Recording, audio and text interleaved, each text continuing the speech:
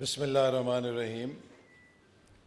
محترمہ ڈاکٹر شمشاد اختر صاحبہ، chairman Pakistan stock exchange, جناب فروخ سبزواری صاحب، chief executive, honourable members of the board, bankers, honourable guests, members of business community, ladies and gentlemen, سب سے پہلے تو میں کراچی پاکستان اسٹاک ایکسچینج کا شکریہ ادا کروں گا کہ انہوں نے مجھے آج کی اس گونگ تقریب میں مہمان خصوصی بلا کر عزت افزائی کی۔ یقیناً یہ میرے لیے بہت آنر کی بات ہے۔ دوسری چیز یہ کہ آج میں یہاں حکومت کی طرف سے وزیر اعظم پاکستان جناب شہباز شریف صاحب کی ایڈوانس پارٹی کے طور پہ آپ کو مبارکباد دینے آیا ہوں آن دا اسٹیلر پرفارمنس جو پاکستان اسٹاک ایکسچینج نے ایک سال کے اندر دکھائی ہے، اور 2024 میں تقریباً 60% سے زیادہ گروتھ دکھا کے 1,00,000 پوائنٹ کی نفسیاتی حد کو عبور کر کے ثابت کیا ہے دنیا کو کہ پاکستان کا کیا پوٹینشل ہے اور پاکستان میں کتنی ریزیلینس ہے۔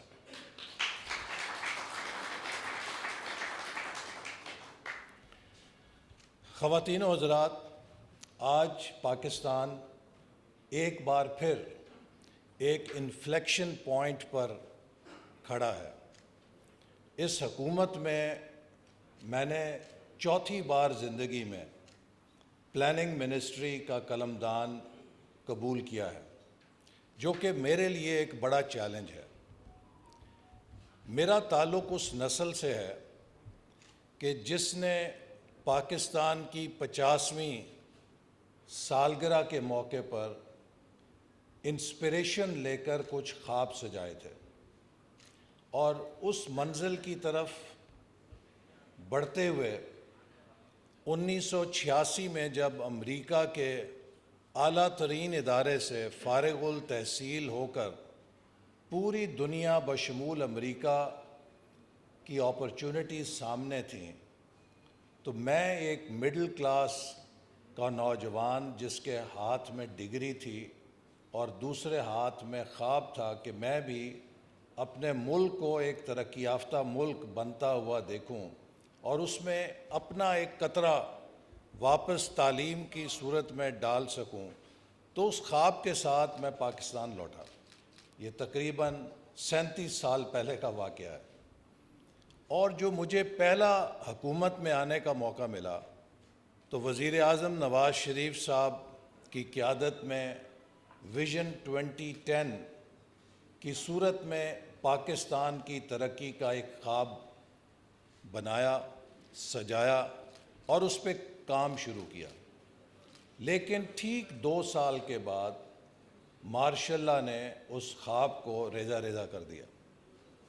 2013 میں جب دوبارہ موقع ملا تو پھر ڈرائنگ بورڈ پہ واپس جا کر پاکستان کے لیے ایک اور خواب بنانے کی کوشش کی، جسے ویژن 2025 کہتے ہیں، اور اس میں یہ گول سیٹ اپ کیا کہ ہم پاکستان کو 2025 تک دنیا کی ٹاپ 25 معیشتوں میں شامل کریں گے۔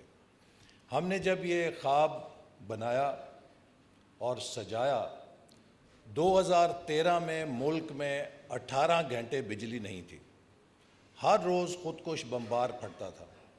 کراچی شہر کی یہ حالت تھی کہ جو شخص صبح گھر سے نکلتا تھا اس کی ماں، بہن، بیوی مصلی پر بیٹھ کے دعا کرتی تھی کہ شام کو میرا شوہر، بیٹا، بھائی، والد خیریت سے گھر آ جائے۔ اس کراچی میں نہ صرف امن بحال کیا، ملک سے دہشت گردی ختم کی، ملک کے اندر دوبارہ معیشت کا پہیہ چلایا، لوڈ شیڈنگ کے جن کو بوتل میں بند کیا، اور سی پیک جیسے شاندار منصوبے کو خواب سے حقیقت بنایا اور 3 سالوں میں چین کی مدد سے پاکستان میں 25 ارب ڈالر کی سرمایہ کاری ممکن کر کے دکھائی. اور اس کا نتیجہ یہ نکلا کہ 2017 میں پرائس واٹر ہاؤس کوپرز نے اپنی رپورٹ میں یہ کہا کہ اگر پاکستان اس ڈگر پہ چلتا رہا تو 2030 تک it will be in the top 20 economies of Pakistan. لیکن یہ سفر بھی، خواب بھی 2018 میں ریزہ ریزہ ہو گیا کہ جب ایک مصنوعی RTS انڈیوس تبدیلی کے ذریعے اس سفر کی کانٹینیوٹی کو ختم کر دیا گیا. ملکوں میں سیاسی تبدیلیاں آتی ہیں، لیکن ان سیاسی تبدیلیوں سے قومی سفر اور سمت کو متاثر نہیں کیا جاتا. لیکن بدقسمتی سے اس تبدیلی نے ہمارے قومی منصوبوں کو اور قومی سمت کو متاثر کیا اور ملک کو ایک زبردست یو ٹرن کے ذریعے دوبارہ اندھیروں کی طرف اور بینکرپسی کی طرف دھکیل دیا. سی پیک جیسا منصوبہ جس میں مجھے 2017 میں تخمینہ تھا کہ اگلے 5 سے 7 سالوں میں 30 سے 40 ارب ڈالر کی چینی نجی سرمایہ کاری، پرائیویٹ چائنیز انویسٹمنٹ پاکستان آئے گی. چین کے سرمایہ کاری کے منصوبوں کے خلاف بیہودہ لغو اور جھوٹے الزامات لگا کے اس فضا کو تباہ کر دیا گیا، اور وہ چینی سرمائے کے پرندے جو پاکستان کے گرد منڈلا رہے تھے انہیں ویتنام، کمبوڈیا، لاؤس اور فار ایسٹ ایشین اکانومیز کی طرف جانے پہ مجبور کر دیا گیا. وہ 9 اسپیشل اکنامک زونز جن کے اوپر ہم نے 2017 میں اتفاق کیا تھا کہ ہم بنائیں گے، جس میں چائنا کی انڈسٹری ری لوکیٹ ہو کے پاکستان آئے گی، ان کو ایبنڈن کر دیا گیا.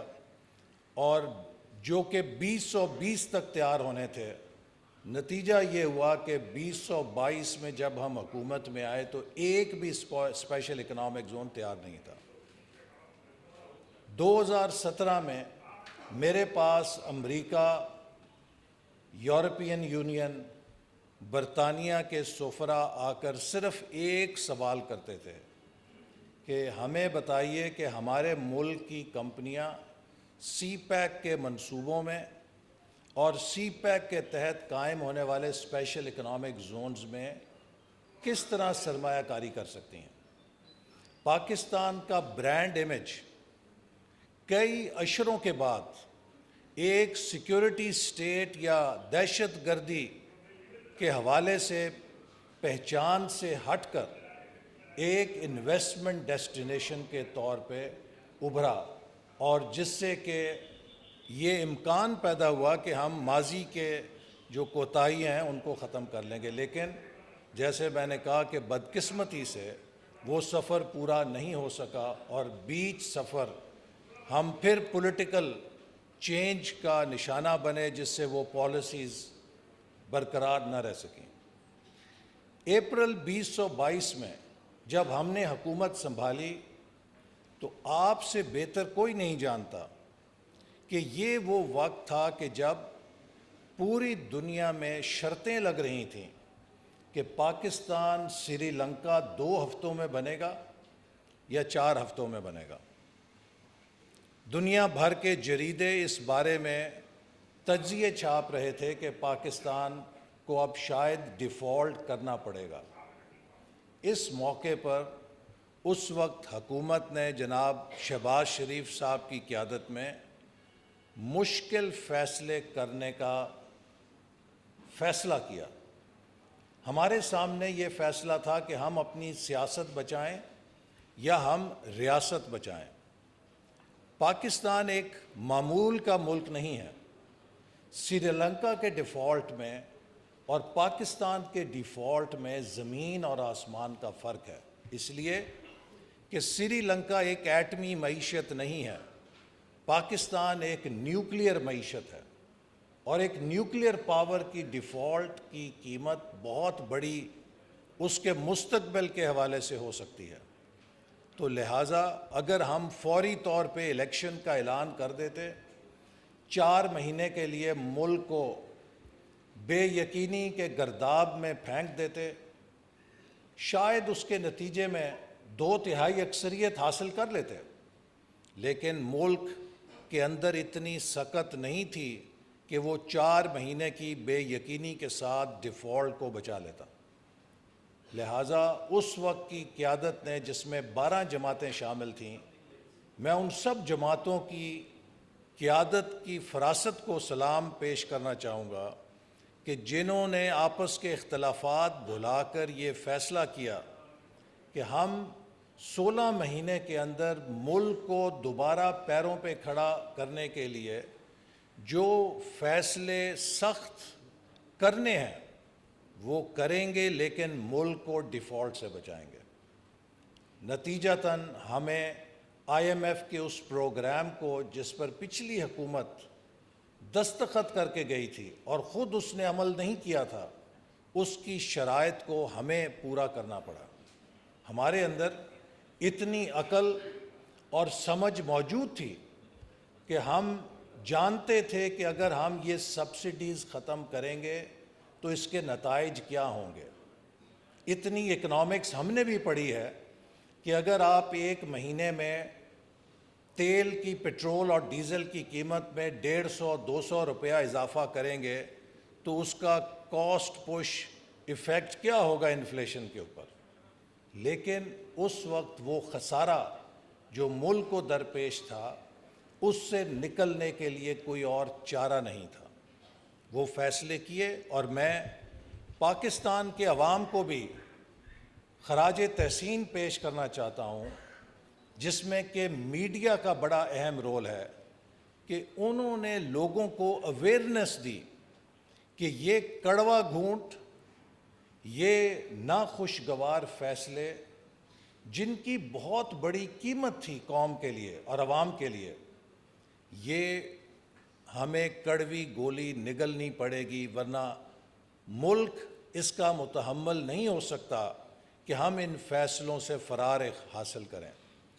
تو آپ اندازہ کیجئے کہ وہ ملک جہاں 4 آنے چینی کی قیمت بڑھنے کے اوپر ایوب خان کی حکومت ختم ہو گئی، 150-200 روپیہ تیل کی قیمت بڑھنے کو لوگوں نے ایک کڑوی گولی کے طور پہ قبول کیا، سڑکوں پر کوئی احتجاج نہیں ہوا، حکومت کے خلاف ایجیٹیشن نہیں ہوئی، چونکہ لوگوں کو معلوم تھا کہ اس کے علاوہ کوئی راہ فرار نہیں ہے، اور لوگوں نے اپنے اوپر ایک مہنگائی کا بڑا سخت حملہ برداشت کیا، اور اس کی بہت سوشل کانسیکوینسز ہوئیں، لیکن بالآخر وہ لہر جو آئی تھی ان اقدامات کے نتیجے میں، جو 16 مہینے حکومت نے اٹھائے، اور اس کے بعد کامیابی سے نگران حکومت نے اس سفر کو جاری رکھا، جس میں ڈاکٹر شمشاد اختر صاحبہ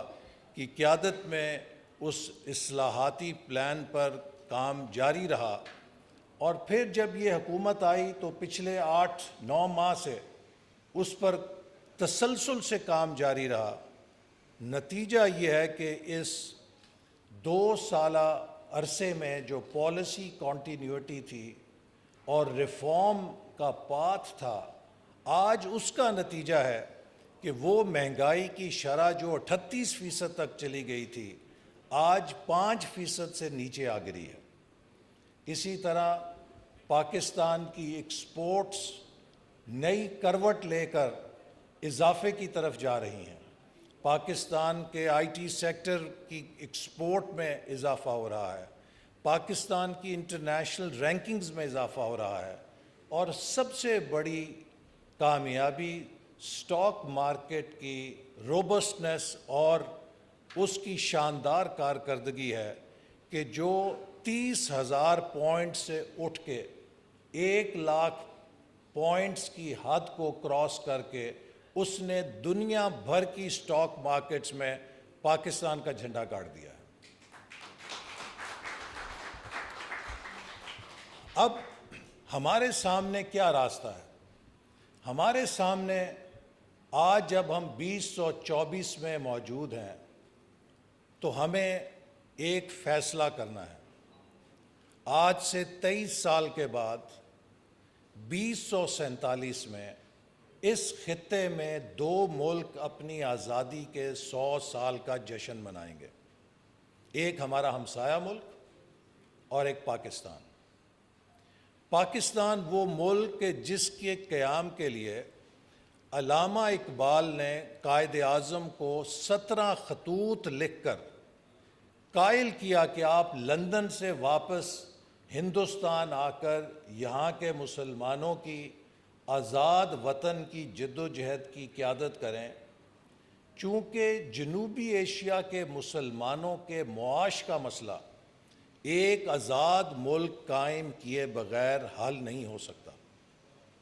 یہ وہ ویژن تھا جو اقبال نے جس کمپیلنگ ویژن کے اوپر قائد اعظم کو مائل کیا کہ وہ پاکستان کی تحریک کے لیے واپس ہندوستان آئیں اور اس کو لیڈ کریں۔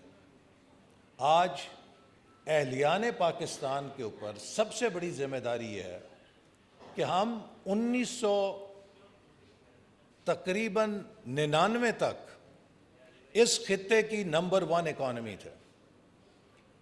ہمارا روپیہ سب سے زیادہ مضبوط تھا، ہماری ترقی کی رفتار سب سے آگے تھی، لیکن وہ اقتصادی اصلاحات جو 1990-91 میں اس وقت کے وزیر اعظم نواز شریف نے متعارف کرائیں، اکانومی کی لبرلائزیشن، ڈی ریگولیشن، پرائیویٹائزیشن کی، ہم نے 90 کے عشرے میں 2 سال کی حکومتوں کی میوزیکل چیئر سے انہیں ضائع کر دیا۔ بھارت نے اس وقت منموہن سنگھ وزیر خزانہ تھے اور سرتاج عزیز صاحب مرحوم نے مجھے بتایا کہ کامن ویلتھ سمٹ کے موقع پر ان سے انہوں نے کہا کہ ہمارے بزنس کا بہت زیادہ مطالبہ ہے کہ پاکستان نے جو ریفارمز کی ہیں آپ وہی ریفارمز ہمیں دیں، تو آپ نے جو ریفارمز کی ہیں ان کے SROs ہمیں بھیجیں تاکہ ہم بھی انہیں اختیار کریں۔ اور سرتاج عزیز صاحب نے کہا کہ میں نے منموہن سنگھ صاحب کو وہ سیٹ آف SROs بھیجا کہ جو ہم نے متعارف کرائی تھیں۔ ہندوستان نے ان اصلاحات کو کامیابی کے ساتھ 10 سال چلایا۔ ہم نے 2 سال بعد اس حکومت کو لپیٹ کے گھر بھیج دیا جس نے وہ ریفارمز کی تھیں، اور پورا عشرہ پولیٹیکل انسٹیبلٹی کی نظر کر کے ضائع کر دیا۔ اس پولیٹیکل سٹیبلٹی کے نتیجے میں اور ان ریفارمز کو اپنانے کے نتیجے میں ہندوستان نے 1999 کے بعد 2000 میں ہمیں اوورٹیک کر لیا اور ہم پھر پیچھے رہ گئے۔ آج جب ہم 2047 سے 23 سال پیچھے ہیں، ہمیں سنجیدگی سے جائزہ لینا ہے کہ ہم جو اس خطے میں سب سے آگے تھے کیوں کر دوسرے ملکوں سے پیچھے رہ گئے ہیں۔ خواتین و حضرات، دیکھیے، ایز پلاننگ منسٹر میں آپ سے 2 تصویریں شیئر کرنا چاہتا ہوں۔ پہلی تصویر یہ ہے کہ پاکستان کا مقابلہ پاکستان سے کریں تو پاکستان ایک شاندار ٹرافی کا حقدار ہے، چونکہ 1947 میں جب یہ ملک قائم ہوا تو اس ملک کے اندر کچھ بھی نہیں تھا۔ اس ملک کے دفتروں میں کاغذ جوڑنے کے لیے کامن پن تک نہیں تھی۔ آج وہ ملک دنیا کی ایک ایٹمی طاقت ہے، وہ ملک جس میں کوئی کارخانہ نہیں تھا، جو ایک سائیکل بھی نہیں بنا سکتا تھا، آج JF تھنڈر جہاز بھی بنا رہا ہے، ٹریکٹرز بھی بنا رہا ہے، آٹو موبیلز بھی بنا رہا ہے، اس کی ایک کئی تھرائیونگ سیکٹرز میں، ٹیکسٹائل سیکٹر میں اکانومی ہے اور بے شمار IT سیکٹر ہے، اس کا ایک ڈیجیٹل انفراسٹرکچر ہے جو فائبر آپٹک کیبل پہ بیک بون ہے اس کی۔ تو ہم نے لاتعداد کامیابیاں حاصل کی ہیں اگر ہم اپنا مقابلہ خود سے کریں، لیکن اگر ہم اپنا مقابلہ تقابلی طور پہ دنیا سے کریں تو ہم دنیا کے ساتھ مقابلے میں بہت پیچھے رہ گئے، چونکہ وہ ممالک South Korea, Malaysia, Thailand, Vietnam, Bangladesh, India, یہ سب جو ہم سے پیچھے ہوا کرتے تھے ایک ایک کر کے ہم سے آگے نکل گئے ہیں۔ تو سوچنے کی یہ بات ہے کہ ہم میں کیا کمی ہے؟ کیا صلاحیت کی کمی ہے؟ کیا ذہانت کی کمی ہے؟ کیا دیانت کی کمی ہے؟ کیا وسائل کی کمی ہے؟ میں آپ کو یہ بات دعوے سے کہہ سکتا ہوں کہ ان میں سے کوئی ملک ان چاروں چیزوں میں ہم سے آگے نہیں ہے۔ ہم صلاحیت میں بھی کم نہیں ہیں، ذہانت میں بھی کم نہیں ہیں، محنت میں بھی کم نہیں ہے، اور وسائل اور دیانت میں بھی کم نہیں ہے۔ تو پھر کس چیز نے ہمیں نقصان دیا؟ ان تمام ممالک کو اگر آپ دیکھیں تو آپ کو 4 چیزیں نظر آئیں گی۔ ان ممالک نے 4 چیزوں پہ توجہ دی ہے، اور یہ 4 چیزیں ایکو سسٹم ہوتی ہیں ترقی کا۔ فرسٹ، پیس۔ کانفلکٹس کے ساتھ کوئی ملک ترقی نہیں کر سکتا۔ یہ تمام کامیاب معیشتوں نے امن کو اپنایا ہے اور کانفلکٹ کو زیرو کیا ہے۔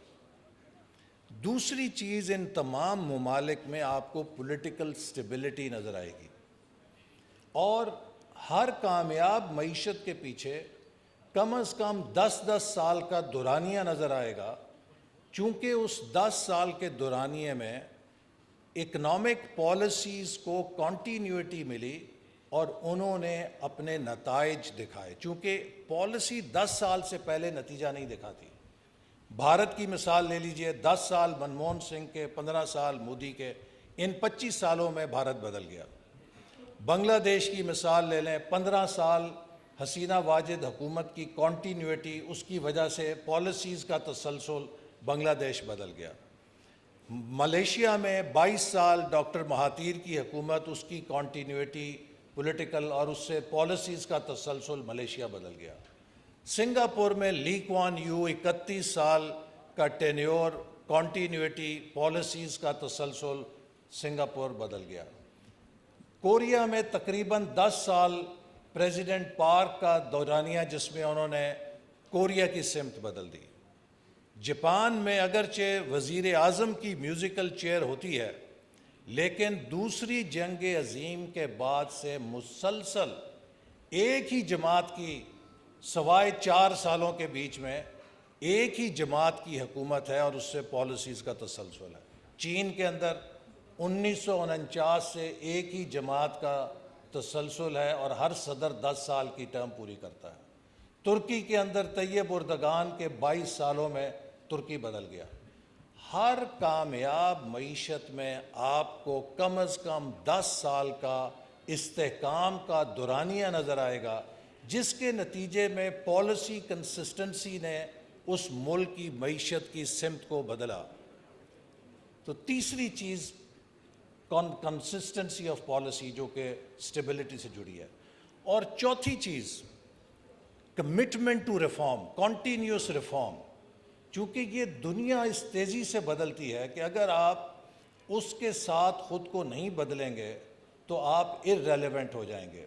مصر کے اندر 30 سال کا استحکام اور کنٹینیوٹی تھی، حسنی مبارک، انوار السادات، مصر نہیں بدل سکا چونکہ وہاں پہ کمٹمنٹ ٹو ریفارم نہیں تھی۔ تو لہٰذا peace, stability, consistency of policy and commitment to reform, یہ وہ 4 بنیادی اجزاء ہیں، جس سسٹم میں یہ نہیں ہوں گے وہ ترقی نہیں کر سکے گا۔ میں اس کی مثال آپ کو ایک اور دینا چاہتا ہوں۔ اگر آپ کسی ملک میں دنیا بھر کے نوبل لاریٹس کو، اکنامکس میں جتنے پی ایچ ڈی نوبل انعام یافتہ ماہرین ہیں، ان سب کو کابینہ میں لے آئیں، اور اس کی پوری آبادی جو ہے اس میں تہجد گزار، نمازی، پرہیزگار، ولی اللہ جمع کر دیں، لیکن اس ملک میں امن نہیں ہوگا، استحکام نہیں ہوگا، پالیسی کا تسلسل نہیں ہوگا، اور اصلاحات کی کمٹمنٹ نہیں ہوگی تو وہ ملک ایک قدم آگے نہیں چلے گا، ادھر ہی کھڑا رہے گا۔ ایک دوسرا ملک ہے، اس میں اوسط درجے کے وزیر بنا دیں اور وہاں پہ ملے جلے نیک گناہ گاروں کا ملغوبہ قوم بنا دیں، لیکن اس ملک کے اندر امن لے آئیں، استحکام لے آئیں، پالیسیز کا تسلسل لے آئیں اور اصلاحات کا ایجنڈا لے آئیں، وہ ملک فراٹے بھرتے ہوئے آگے چلا جائے گا۔ یہ وہ بنیادی تصور ہے اکنامک ڈیولپمنٹ کا کہ جب تک یہ ایکو سسٹم ہم نہیں پیدا کریں گے، پیس، اسٹیبلٹی، کنٹینیوٹی اینڈ ریفارم کا، تو ہم کتنی نیک خواہشات رکھیں، ہمارے اندر کتنے اچھے ارادے اور وسائل ہوں، وہ کوئی کارگر نہیں ہو سکیں گے۔ لہٰذا آج پاکستان کو پہلے سے کہیں زیادہ امن کی، استحکام کی، پالیسی کے تسلسل کی اور اصلاحات کی ضرورت ہے، چونکہ 2047 میں تاریخ کے سامنے ہم قائد اعظم اور علامہ اقبال کو شرمندہ نہیں کر سکتے کہ انہوں نے جو ملک بنایا تھا وہ اقتصادی طور پہ اپنے ہمسایہ ملک کا مقابلہ نہیں کر سکا۔ اور مجھے یقین ہے کہ اگر ہم اگلے 23 سالوں کے لیے رخت سفر باندھ لیں تو پاکستان کے اندر اتنی ایجلٹی ہے کہ پاکستان اپنے ہمسایہ ملک کو اس ترقی کی دوڑ میں بہت پیچھے چھوڑ کے آگے جا سکتا ہے۔